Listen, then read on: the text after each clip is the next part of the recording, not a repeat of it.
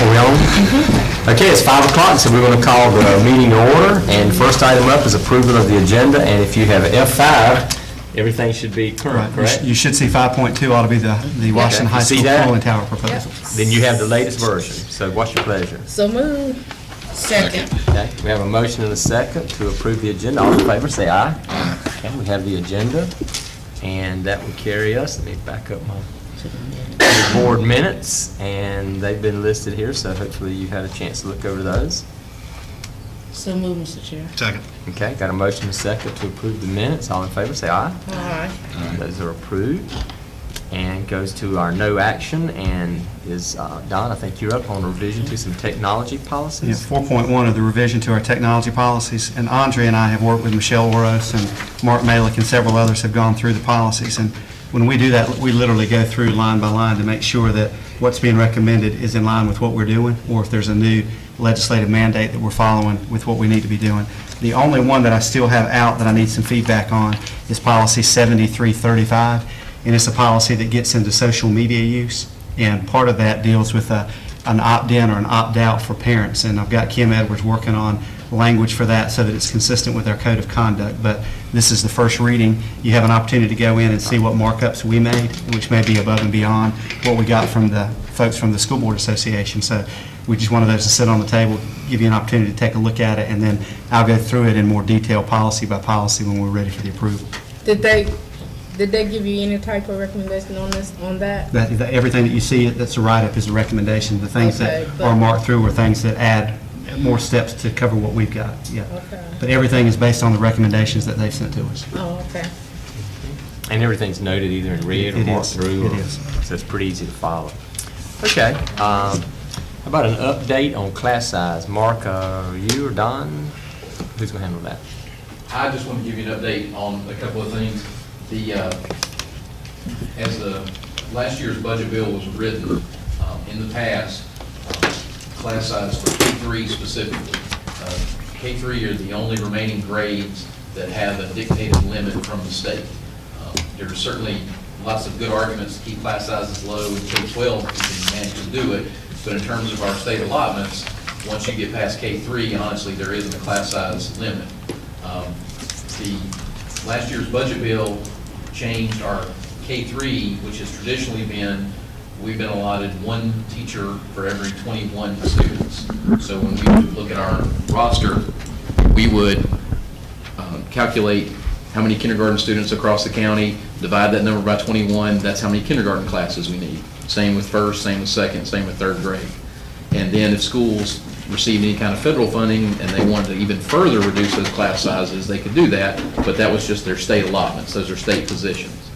Their last year's budget bill contained a change to the state allotments, and the new numbers would be in kindergarten, instead of 1 to 21, it would be 1 to 18. And in first grade, instead of being 1 to 21, it would be 1 to 16. And in second and third grade, instead of being 1 to 21, it would be 1 to 17. What that would create for us is the addition of 27 state positions that we had previously used in other places would now have to be dedicated to K3. So you've got two issues. You've got 27 state positions that we no longer can use for grades 4 through 12 in any area. You've also got a space issue because some of the schools, what that means, some of them are already using federal money to add positions. So, but you're talking anywhere between 2 and 5 extra classrooms that don't exist yet being added at certain schools. But you're talking 27 teaching positions, you're talking $1.3 million that we're looking to recover in some way or try and cut 27 teaching positions. Not to mention finding 27 additional K3 teachers on top of whatever vacancies we might have. So what we're hoping for relief from is House Bill 13. House Bill 13 has been passed by the House. It's sitting in the Senate Rules Committee right now. House Bill 13 adds 3 to our numbers. So instead of kindergarten being 1 to 18, it would be 1 to 21. First grade, instead of 1 to 16, would be 1 to 19. Second and third, 1 to 17 would be 1 to 20, which is a lot closer to what we're used to. So we're very hopeful that the Senate will take up House Bill 13, and we're hopeful they'll do it quickly. Ask a question. And when you mention 1.3, you're speaking of salary or cost of the teacher, the 27 positions. Yes, sir. Not outfitting. That's right, that's not classrooms, that's not adding classrooms, Exactly. furniture, that's Exactly. not, Which is significant. yes, sir, that's just, Well, significant considering we don't have 27 that's classrooms. right. And in some schools, honestly, it does range from one or two more, because like I said, some schools already have more K-3 classrooms than state lots, but other schools, you're talking maybe 4 or 5 rooms that don't exist right now. So, I mean, space-wise, in some places, they may have 1 or 2 rooms. In other places, they don't have an extra room or 2, much less 4. So that is a huge, assuming we can find the folks and pay for them. That's an issue too. It is a really big deal for us. Because we wouldn't be the only people looking teachers. No, sir. There will be a huge expansion around the state in the number of K-3 teachers needed if this stays the same. Mark, can you talk, I've mentioned to the board in the past, we had settled on a number of 8, and the number's 27, which is significantly different, and I think options that we're looking at in terms of some federal funding and things like that, we want to come back to you on the 24th, but can you help them understand why we went from 8 to 27? Sure. When you're looking at, our schools receive Title I and Title II funding. And one of the things that some of our folks do is Title II specifically is to reduce class sizes in K-3. So if you're a principal and you have X number of students and you get X number of teachers from the state, you could say, well, I really like to break my kindergarten, for example, up even further. So I'm going to get this Title II federal position and I'm going to use that money. And so instead of the state gives us 5 kindergarten, but I'm going to have 6. And so 5 are paid for the state, 1 paid by federal. Well, if the budget bill passes as is, you'll get 6. So you'll have that Title II position. You won't necessarily need it anymore for class size reduction, or Title I. So it's possible, but Greg Singleton and I are doing a little research, it's possible that we have about 12 federal positions that are specifically used to reduce class sizes in K-3. So it's possible that we might use those 12 to fund other positions at the school. You couldn't move them, can't give them to another school, but you could fund something else at the school. It's possible, an upper grade or art, music, or something of that nature. If that's the case, then that would reduce our number from 27, minus 12, you're down to 15 positions. There is some belief that we may receive some increases in some other funding pots, either low wealth, disadvantaged student, at-risk student, which might offset some of that 15 to get us back to the 8 that we had originally in the budget. So, but all that is very hypothetical. I mean, it could change. We don't know our federal funding either. We're going off just this number. It could certainly change and go down, which would reduce the number of federal positions too. Still got to find somewhere to put them. Yeah, that doesn't change that fact at all. Right, that doesn't change that at all. And you still got to pay for desks and materials and That's right. all of that, exactly. Well, realistically, the desk would be there, wouldn't they? Some, but not They may always. not be at that school, we may have to move them from one place to another, but realistically, we would still have desks for the same amount of students. They're just not going to all be in one classroom. Well, It's possible. I mean, we have to see, but some of the classrooms are being used for other, for non, for art, for example, may have tables, or your music classroom may not have desks, it may have something else in it. Right, the configuration may Right. change. that's going to change Right. because Right. this is not the same desk all across the county. That's right. And stuff like that. So, and in theory, you might be able to move some out of some rooms to, if you lower the number there, you could move some out, but I don't know Not that it gaining works out. students, we would be gaining teachers and looking for classrooms. That's right. And we don't need 2 classrooms going on in 2 classes in one classroom. No, I don't think that Which would I be know has appropriate. been mentioned by some people above us, That's correct, which as a is possible not solution. a smart idea. That kind of defeats the whole small class size. when you have Exactly. 36 and 2 teachers in one room. Exactly. Dr. Phipps, what are you hearing from the legislative standpoint? Anything? Is there any rumbling that the House is going to, the Senate is going to, everything I'm hearing is that they're not taking it up prior to the break? What we've told us, there's no movement. I'm going to ask you just a few minutes for you all to allow us to send a letter following up on the updated numbers to Senator Cook, but there's not been any movement that we've been made aware of. And we've been told the plan is if there's not going to be a change. So we have to do that. And when I was told, not that you may not know this, but I was told they would go on break on Tuesday, Easter break on Tuesday. I wonder if they were talking about today, Tuesday, or next Tuesday. I'm not sure. Because they were saying if they didn't go, if they didn't Different handle it before break, that it would put it so late that it might not help us in any planning that we do I think anyway. it's this Tuesday, Terry. think Like it's today? like today. Yeah, yeah. Then we already up the creek. The only thing I've heard, which is complete rumor, is that the Senate might put it in the budget, because they have to create a new budget, even, or they will create a new budget, they don't have to, but they will. But by the time that comes out, that's Right. usually, if we're lucky, July 1st. That's what I was saying, and to help Yeah. us, that'll be late. Yes, sir. Well, since I'm not a senator, I guess that's all I need to say about that. Anybody have any other questions about it? I have a lot of questions, but there are no answers yet. Well, you can see him squirm while he's trying to get some for you. Okay, let's look at an enrollment forecast. What I try to do around this time of year is to tumble numbers forward so that our current students would be in the next grade level, which may be at the same school, or they may be going to a different school, which would impact the enrollment numbers for next year. And when I do that, we don't ever know for sure how many kindergartners we're going to have until the school year gets started. So the best guess that I've got, rather than taking 1 year, is I try to take the last 2 years of kindergarten enrollment and come up with the average, and that's what we put in place. And we do that for a couple of reasons. We still allow some inter-county transfers for our schools, but we've also closed some schools for inter-county transfer. And the ones that I want to, and my total number, and we've got to go back and take a look at this, is actually a little bit higher than what DPI has us projected to be next year, but I'm looking at somewhere around 6,950, and DPI has us in the 6,800 range, so we'll have to monitor that and see what our numbers look like, and those don't count our pre-K students.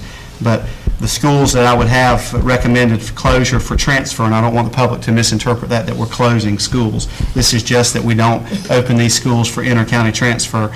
And if you're there already, we have a grandfather clause, and that includes the feeder schools. But right now, that would be Eastern Elementary, John Cotton Taylor, P.S. Jones, and Washington.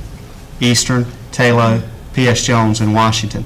They're all high right now. In fact, 3 of those are above 100% of Jimmy Heights calculated capacity. And then we have 3 that we're monitoring that are close to being in the 90% range. One's just a little over. That will be Bath Elementary, Chocowinity Middle, and Chocowinity Primary, the same ones we normally have.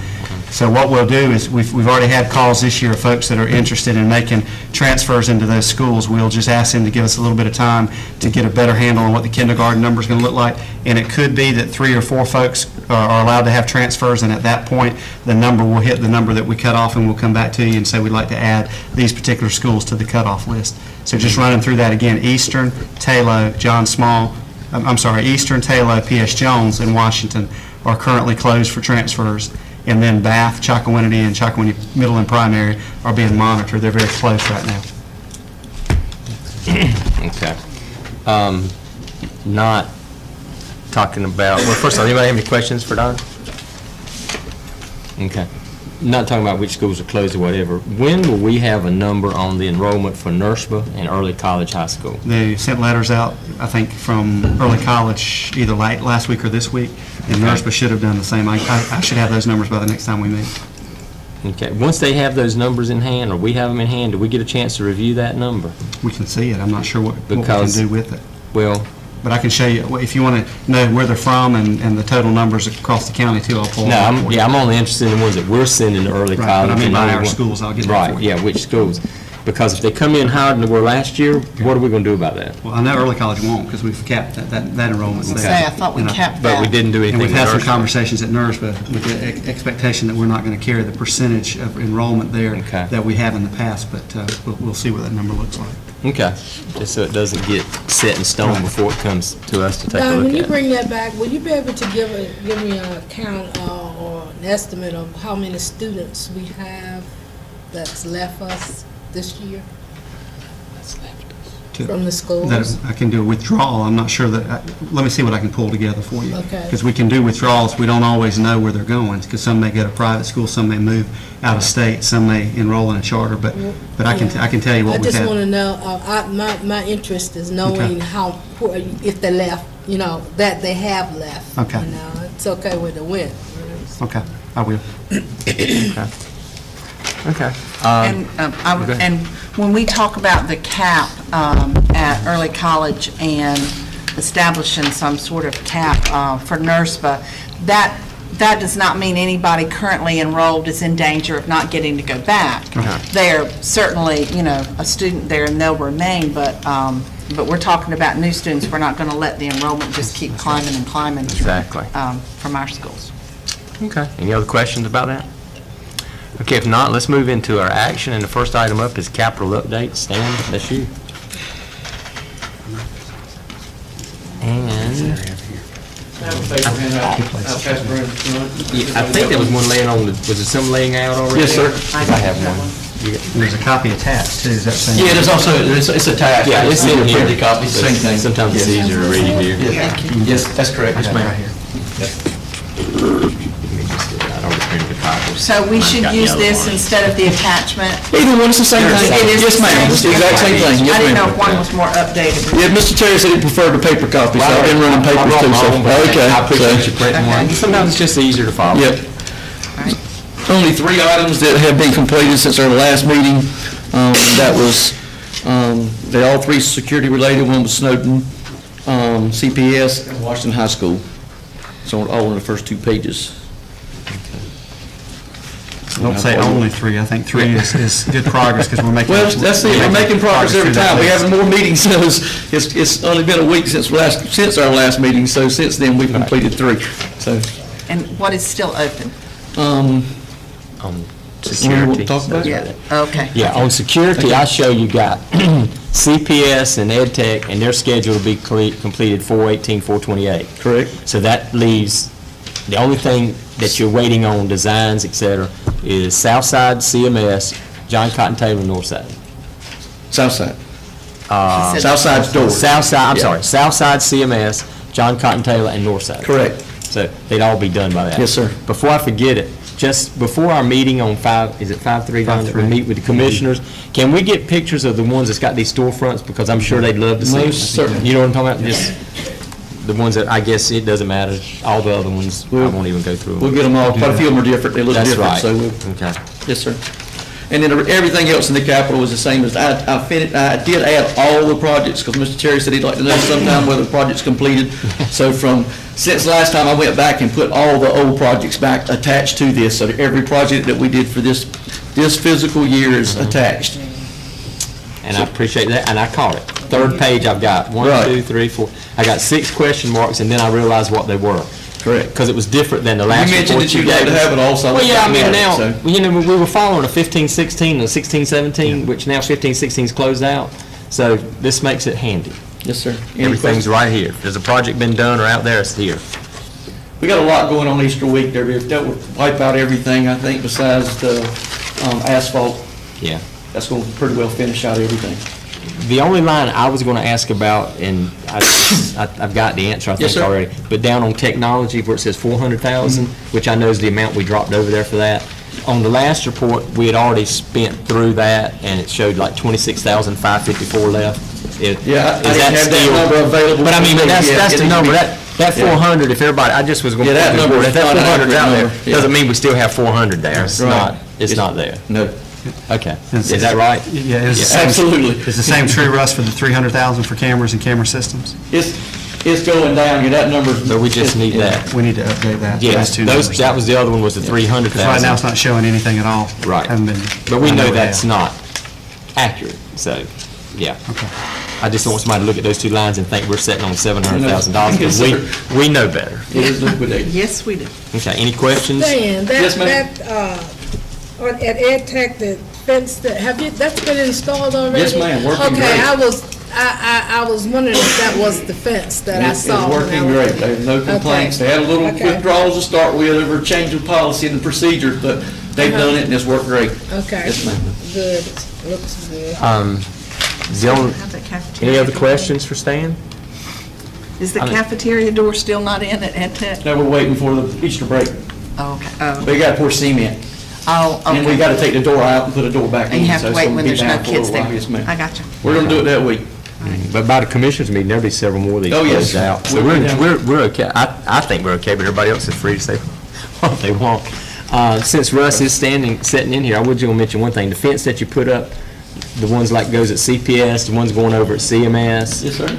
I'm assuming at some point in time, you're going to talk to them about how to go about locking them? Yes, sir. Because they're all up, but they have no locks on them, so it doesn't help Well, any. we went through EdTech, went through Yeah. their fail, so now we work through Okay. CPS and to see. 'Cause I know when that's- they get that's- started. CMS is probably 2 weeks out of material, so. And that's really a bigger issue than a lot of people might think, because if you just go lock it up and you got the staff locked away from their, staff parking lot, because the one at CPS would do that, then you have to use a lock where everybody in the building can get the same kind of key and access to it. It's not as easy as just going and putting a master lock on it and say, we're done. correct. So I understand that. All right. Thank you. Okay. So that brings you up, Russ. You're next on the cooling project, cooling tower proposal. All right. If everyone's not aware, this has been a topic for quite a while now. And we kind of went ahead and took it by the horns and we're trying to move forward with this. I'm bringing this before you. You should have 2 attachments. You have to hit F5, that should be under your administrative content now. The first one is a proposal from the company that's listed across the top. It is through U.S. Communities. It's a buying consortium. If you go to the website, it's a government purchasing allowance. It's been used through other counties throughout North Carolina. It's a pre-negotiated, heavily weighed, rigorous process that they go through, and they award contracts to Train as the HVAC. So Brady Train has the contract for the state of North Carolina. There's been other maintenance directors use them. They're very happy. Train's a very reliable product. If you look down through the scope of work, you can tell that the process of installing these cooling towers is very, very detailed. And the concerns have surfaced that with the RFP, there could be things that could be missed because it's such a detailed oriented thing. Brady Train's engineers come out and been a part of it with another gentleman and actually have put this together. You can thumb through it. At the end, you'll see a base price. That base price is everything that we have asked for: demolition, crane rigging, electrical, pipe and insulation, the new cooling towers that we spec'd out, variable frequency drives. But there is also an alternate 1 and an alternate 2. And an alternate 2 is extreme efficiency cooling tower. It is my recommendation, along with our energy manager's recommendation, that once we see this base price there, that we actually add to it and go with alternate number 2. The second attachment is alternate number 2, as far as the energy savings behind it of going with this other product. If we go with the high efficiency, based on our rates and discussions with our energy manager, and there's a possible of a $203,000 savings over 20 years. The initial payback of that difference of what the add is on alternate 2 is a payback of 2 years. I would think that we would be doing justice if we went ahead and spent that extra money with the payback of what it would bring us. And Russ, I think in addition to that, and I'm certainly not a mechanical engineer, but the unit that we spent a lot of money on last year that we put in is going to operate more like it should with the proper equipment attached to it, Yes, which sir. should help us out in terms of longevity for that too. Yes, sir. And also, there's benefits to it. The sound reduction is up to 50%. That's been a big thing about the chillers being loud, affecting students' learning. Going with a high, efficiency is also going to reduce the sound up to 50%. But all that information is there. But something, even though this is not a formal RFP and it's through U.S. Communities, I want to stress the fact that there's an 8 to 10 week lead time. U.S. Communities is there for quick, helping schools, local governments really come together on these big projects so that the schools really get what they need. If you go through another formal RFP, we're looking at another month, pushing that 8 to 10 week lead time. Fiscal year budget changes. School comes back in session. That means we wouldn't be able to get it complete over the summer. Going this route, we wouldn't be able to. So that's just something to think about. I wanted to bring that to you, and we've worked hard on it, and through discussions, especially this morning, that we feel like that's a very, very competitive price through quotes that we've had over a year and a half ago.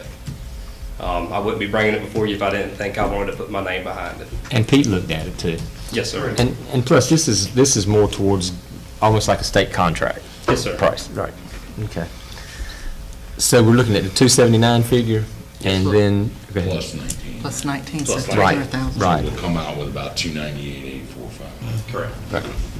Still leave you a little bit over 100. Yeah, the sheet that I passed around to you, second, Don, you don't explain, but if you'll turn to, I will tell them, turn to the second page. That shows you balance. Really, Mac, you may want to speak up. This is on the Versus capital fund, 403.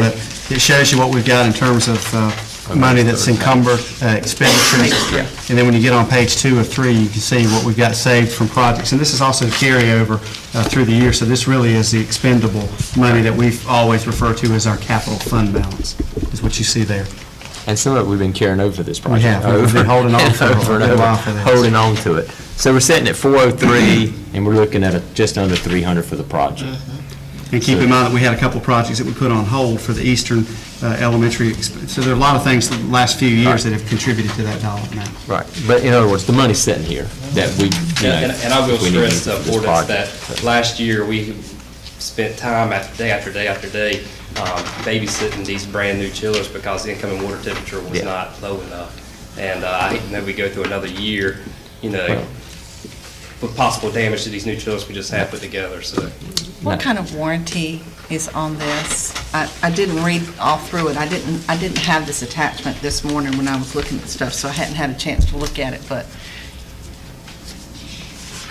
I would have to further discuss that with, I'd want to make sure Without there's taking too much time here there's a reading it. decent warranty and not just 1 year. I know there's some things on parts and labor that are not controllable, but and that's also would probably change with, if we move forward with the other alternative, base price there. We're going with the high efficiency because in that separate attachment that I sent you, it actually mentions that that extends the life of the mechanical drive components, and I'm sure there will probably be some warranty changes with the Right. high efficiency versus the base.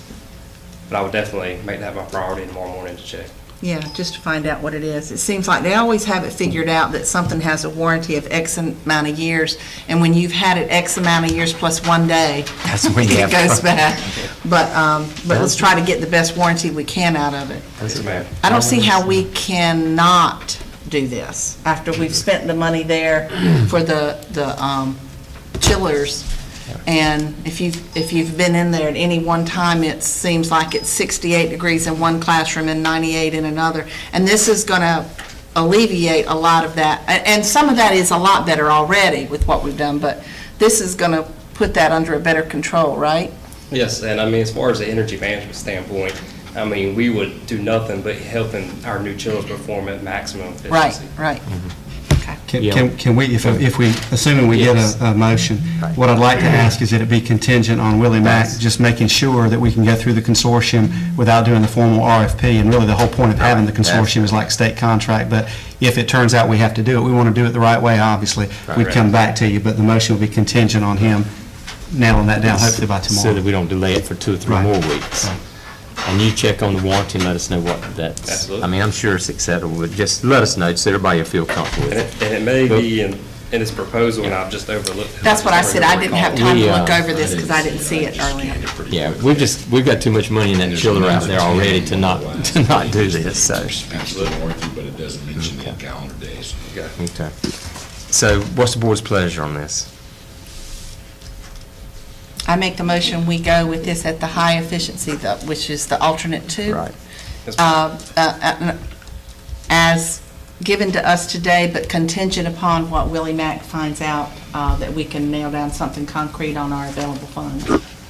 And the sooner the better, obviously. So whatever we have to do to move this forward, Okay. we need to do. It is an exceptional option for us to go through the consortium. That's the contingency. Without the Okay. RFP. Right, Second. yeah, right. Okay, so I got a motion and a second.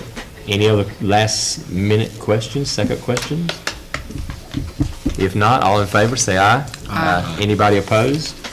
Okay, just keep us up on what's going on with that, and that'll help us move that project a little quicker than what we were, so. Thank you so much. Thanks, Russ. So, Don wants to mention to you something about a letter. This is a letter that piggybacks on what Mark mentioned earlier about the class size reduction. We did a resolution, I think, on the 7th of February that we sent to the General Assembly. And I think because we've updated our numbers and our number's gone from 8 to 27, I'd like to let Senator Cook know with his constituent group in Beaufort County what the impact is, because I'd hate for him to be in Raleigh and still think that our number's 8, which is a little bit more manageable. I'd like him to know it's truly 27. But I wrote a letter on behalf of the board, and I'd like to read it to you and then seek your approval to share this with him and possibly other members of the Senate. But it's addressed to Senator Cook, and it could be to others as well. This letter is being written on behalf of the Beaufort County Board of Education. It addresses the impact of the class size reduction requirements that we are facing as we plan for the 2017-18 school year. Analysis of the new class size limits will require our county to hire 27 new teachers in K-3 classrooms. This creates a concern about the cost of these hires, which could exceed $1,350,000. However, just as significant are concerns about finding space for those teachers. As you know, many of our elementary schools have little, if any, room to add space, not to mention the additional cost of construction/setup and furnishings for these newly created classrooms. Because additional funding is not being provided for these positions, we may be forced to make significant cuts to other programs or classrooms to fund these new positions, as we may see much larger class sizes in grades 4 through 12 to meet the requirements. For years, local school districts have had flexibility with class size in grades K through 3, and that has enabled us to maximize state funding to help keep class sizes under 21 students in these classrooms and fully fund fine arts positions to serve these students.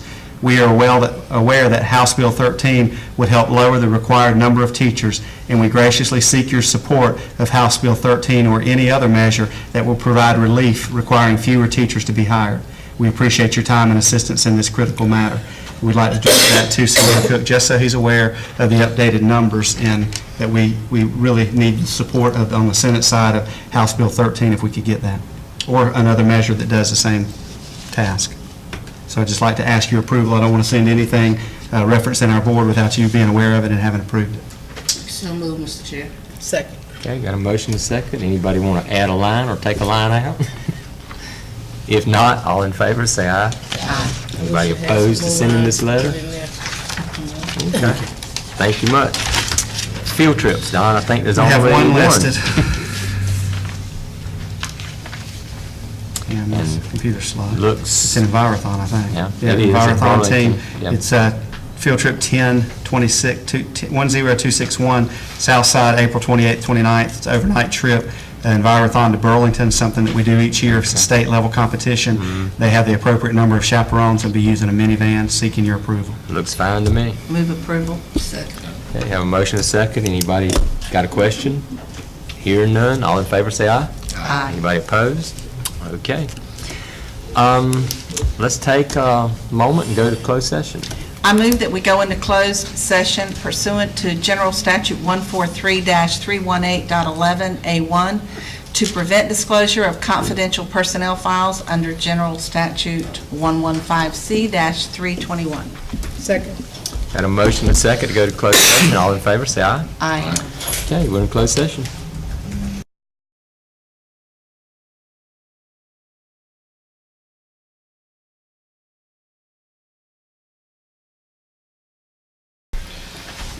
Okay, we're back in open session, and the first order of business is to approve the personnel agenda that was just reviewed. I'll make a motion that we pass the. I second it. Okay, we've got a motion and a second, and I think we've had plenty of discussion, but I'll give you a chance. Any questions? If not, all in favor, say aye. Aye. Anybody opposed to that? Okay, calendar updates. We will be closed next week. School won't be open on the 17th through the 21st for spring break. But we do have our next board, we have a board meeting on the 24th, which is a budget meeting, and then we have our regular monthly meeting on the 25th, so we'll be Monday, Tuesday, that week. And then the joint meeting with the commissioners for us to present our budget request is May the 3rd at 12. We scheduled 12 to 2 that day, and we may not go that long, but that is a little bit later, give us some time that last week in April to get all our loose ends tied up. That's a Wednesday noon meeting, right? Right, that's right. Okay. Okay. Board member updates. Anyone have anything they'd like to say? If not, superintendent updates. Anything Couple you'd like things, to say? yeah. We wrapped up advanced ed a couple weeks ago. I know the public has heard us talking about that. We're glad to have that behind us, and we thank all those within the school district and in the community who came out and served on a group or a focus group or completed a survey or whatever, we're very grateful. Spring break, as I mentioned, will be observed next week in our school system, the 17th through the 21st. And then I had the opportunity on Saturday to go to P.S. Jones to watch the Cyber Kids robotic competition. It was called Robo Beaufort 2017. And we had winners that included S.W. Snowden, John Small, and the overall winners were Bath Elementary.